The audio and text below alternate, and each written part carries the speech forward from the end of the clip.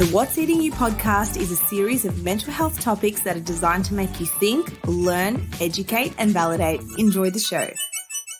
How do I set goals? Welcome to another episode of the What is Eating You podcast. I am your host and psychologist, Stephanie Giorgio, and I had so many requests to talk about goal setting, how to set goals, how to achieve goals, how to stick to goals when you have ADHD. And I'm going to talk about this today using evidence-based theories and methods of achieving your goals. If you are sitting or you're on the beach or whatever it may be, grab a pen and paper because you're not going to want to miss this one. What you write down, you can reflect on, you can acknowledge. And it is unbelievable. When I go through old files or old books or old journals, I see things that I wrote that have actually come true. For example, I was looking at my whiteboard the other day and it said, move to Queensland with my partner and the dog. And I did that. And I saw another thing years ago that said Brisbane ? And it's really funny when you write things down, you are putting it out to the universe and to your brain that it is possible. Right, let's start very broadly. I'm a big believer in setting monthly goals or targets, but I want to start from the biggest, broadest base. Grab your pen and paper, and the first exercise you're going to do is I want you to write down a list of 25 goals. This list can be across the span of your life. So it doesn't have to be what you want to achieve in the next year or the next week. It's about over the course of your life, before the day you die, what do you want to happen? Do you want to get married? Do you want to have a destination engagement? Do you want to find a partner within the next 3 months, 6 months? And if you can put little timelines in here, that would be awesome. Do I want to buy a house by the end of 2024? When you have a date, a time, a location, your goal is more likely to happen. So if you can add these extra little details, do it. Now, I recommend doing this in a space that feels good for you. Every now and then, I'll go to a cafe or I'll catch up with a friend over brunch and I'll say, right, we need to have a goal setting sesh, and we both have a shared note on our phone. The Apple Notes app is seriously the best tool alive, and it is free and it's so easy to use. So the notes on your phone is what I use, but I also recommend having a whiteboard or having a journal, whatever floats your boat. So the first thing you're going to do, step one, is I want you to just write a list of all the things you want to happen in the time that you are alive. For me, this has changed so dramatically, and I'm going to try and find mine and share it with you. Okay, this is why I love the Notes app on your phone, because you can just search the word goals and things from 2019 will come up. So for example, I just found a random list in my phone from 2019 and it says, hit 10,000 followers on Instagram, create a YouTube channel and get 500 subscribers, save X amount of money, rent out home as an investment property, travel to Berlin in July. That didn't happen, by the way. And not all of these happened. Travel to Brisbane, Sydney and Adelaide, publish a book, passive income through an online source. So these are just very simple things. I just typed in my phone one day in 2019 and almost all of them have happened, but not in the way I expected it. So for example, I did end up going to Brisbane for a book writing course. I did actually go to Sydney this year. So the timeline on your goals can be really mysterious and change to when you think they're going to happen, right? I really didn't put energy into YouTube, but I grew a TikTok channel. So just because you put something out to the universe, it may not happen the exact way you want, but it will happen. But it has to be out on paper and it has to be super clear. Notice how I said not just travel more. It was travel to these specific places. It was, make income through X, Y, Z. It was hit this number of followers on this platform. Now, these can include personal goals. Just let yourself flow. Put on your favorite song. Go to a cafe, put in your headphones and say, this is me time. I'm just going to let myself free flow, free write, and just write a list of 25 things you want to happen in your life. And you may be thinking, I don't have 25 things. That's okay. And they don't have to all be as equally important and urgent. It can be things in the future. It can be things in the next month. It really doesn't matter. But start big and wide and think big and wide. It could be to overcome an eating disorder, but be really specific. What does this look like? I want to wake up in the morning and this is how I want to live. So the first thing is just write 25 things that you want over the course of your life before you die. It doesn't have to be super accurate. Just get the theme going, the theme flowing. Start there. Now, out of all the things you wrote, the next thing you're going to do, step 2, is you're going to pick maybe 5, right, that are the most urgent or you want to happen within the next year, right? And this is just my method. This is what I think is a good way to start. So feel free to adapt this to your style, but just pick 5 of these things. So it may be a work goal. It may be the relationship goal. It may be a body image goal. Pick perhaps 5 that you can realistically accomplish over the course of a year or 2 years. Whatever your goal is, double that time because many things get in the way that can stop us from achieving it. Do this on the weekend. I'm releasing this on a Friday to give you time. On the weekend, I want you to carve out 30 minutes, an hour. Go use this time for yourself and create your life. You have to actively put time and energy into designing the life you desire. Step 1, you've done that. Okay, so once you've picked the next 5 things that are as important, choose one of those things for the next month. So I always am so strong on choosing one goal at a time.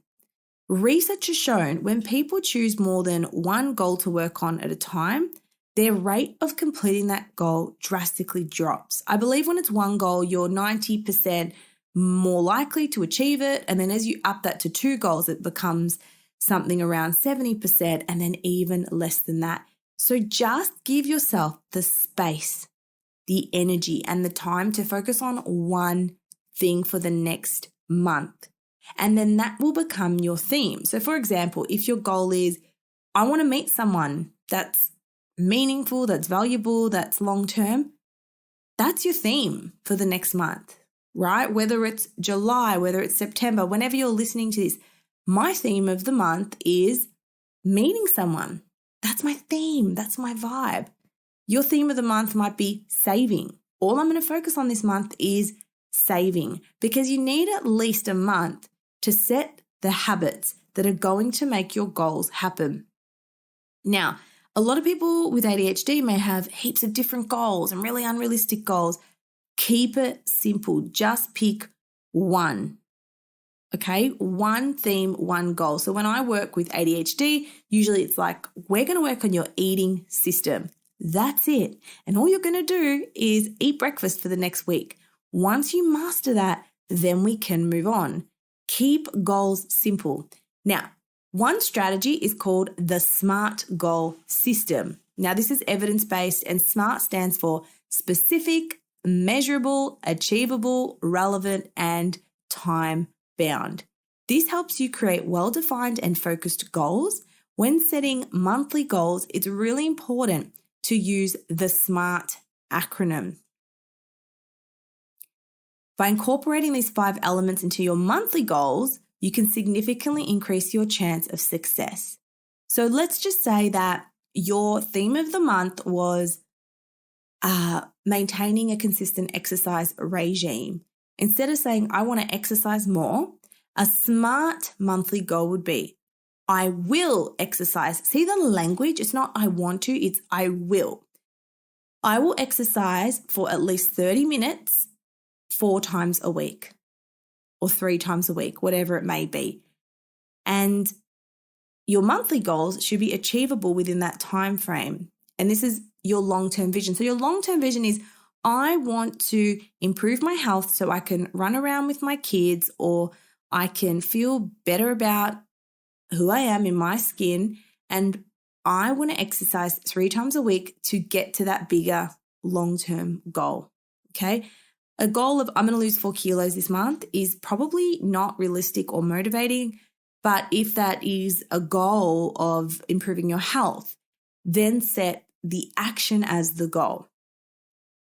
Okay. So when you do that, the next thing you want to do, so you've set your monthly theme, you've set your monthly goal, and you're going to say, what habit do I need to make this happen? So for me, when I was publishing my book, I said 15 minutes a day. That's all, Steph. I was super busy at the time. I was, working a lot, etc. But I said 15 minutes a day, no more, no less. That is it. So the first thing I did whenever I woke up was 15 minutes of uninterrupted writing time. Sometimes this was 5 a.m.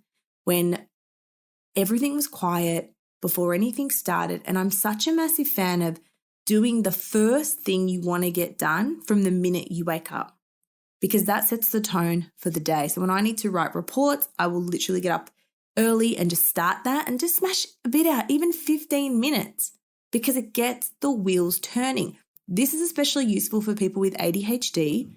If you put your dopamine in the right place from the minute you wake up, it's going to serve you for the rest of the day. Whereas if you start your day scrolling on social media or doing something that's not in line with your goals, that's going to sort of set the tone for the day. So remember, how you wake up, how you start the day is going to set the tone. Now, once you have your monthly theme, then you have the actions you're going to take and make it almost impossible to fail at. For me, at one point when I really didn't want to exercise, I'm like, Steph, 2 times a week. That's it. That's your minimum viable standard. Same with going live on TikTok. Steph, the minimal viable standard is once a week. That's it. No more, no less. Then once you have those 2 things in place, I want you to schedule it in. What does it mean to schedule it in? What I mean is you are going to grab your phone right now, grab your diary, and you're going to carve out a time, and you're going to block that time in your calendar. And if you're someone who doesn't use calendars, they're going to become your best friend. I used to have friends laugh at me because I would send them calendar invites for walks, for coffee catch-ups, because what gets scheduled gets done. And if you don't have a time, you don't have a date. This applies to dating. This applies to anything. And my friend messaged me the other day and she said, I've literally embraced if you don't have a time, you don't have a date in all areas of my life. And it has changed the game, right? So even if you're speaking to someone and you're like, we're meant to catch up Thursday, if you don't have a time, you don't have a date. You can apply this to the dating world as well. So for me, in my phone, 3 or 4 times a week, I schedule my workouts. I book in F45 or going to the gym between 7 and 8. It can be a time range, and that's the time you go.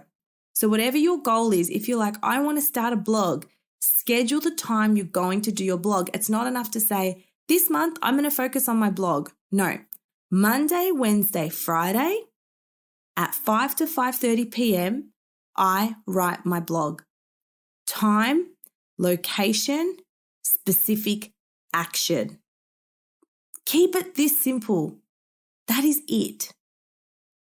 So in summary, go take some time this weekend, sit down, write a full list, just run wild. And if your mind's like, that's a ridiculous goal or that's too, no. Think big, be vivacious, have dreams, be slightly delusional. And then when you write that list, you say, okay, which one of these is important for me within the next year? Which one of these is important for me within the next month? Then when you have that one, you're going to be really specific of what that looks like. So you sit down and you say, right, at the end of this month, what do I want to be able to say that I did? I want to be able to say that I committed to writing my blog 2 times a week without fail. I committed to that. So imagine yourself in the future. Now, the final technique when it comes to your goals and dreams is goal visualization and positive affirmations. Now, I have a playlist that I have on my phone from Spotify, and you can just search affirmations, positive manifestations, whatever it is. Start to see yourself overcoming your challenges. Goal visualization involves creating vivid mental images of yourself achieving your goals. During lockdown, every day in my lounge room where I did my workout, I would spend 5 minutes listening to this 10-minute manifestation meditation. And I would imagine holding my book. I would imagine what it looked like. I imagined the cover. I imagined selling it online. I imagined promoting it. Everything I visualized is exactly how it happened, because your brain doesn't know the difference between what is real and what is imagined. So you have to train your brain for what you want it to experience. But the issue is people train their brain for what they don't want. I don't want to be anxious. I don't want to fail this test. I don't want to go on another bad day. Imagine the opposite. Imagine going on great dates. Imagine passing the test with flying colors. See yourself overcoming challenges, feeling confident and experiencing the joy of accomplishment. And apart from visualizing, practice affirmations by repeating statements about yourself and your capabilities. For example, you could say, I am capable of achieving my goals and I have the determination to make it happen. I am strong. I am invincible. I am capable. And by incorporating visualization and positive affirmation into your monthly goal-setting routine, you will create a completely different mindset, and this will increase your motivation. So where to start? Go set a time to write down your big list, what you want to happen before your life comes to the end. Pick the most important one that you want to work over, say the next year. Set a theme for the next month. Then you're going to set a really specific goal for that month, an action goal, make it realistic, and then you're going to schedule it in your diary where you can see it. Write this goal where you will see it every single day. I have my whiteboard here, and if I look at it, my brain is taking that in subconsciously every time I look at the whiteboard. And along the way, check in. Talk about it. This is my monthly theme that I'm saving money. Talk about that to people. Say, you know what? I really wanted to buy this skirt, but I didn't. That's $50 I didn't spend today. Reinforce the goal you're trying to achieve by talking about it with those who matter. And I promise everything else is going to fall into place. Let me know how you go with this. If you enjoyed this episode, please leave a rating, leave a review, do all the things. And I'll see you in the next episode. Have the best weekend. Remember to self-care, and we will see you very shortly. Bye.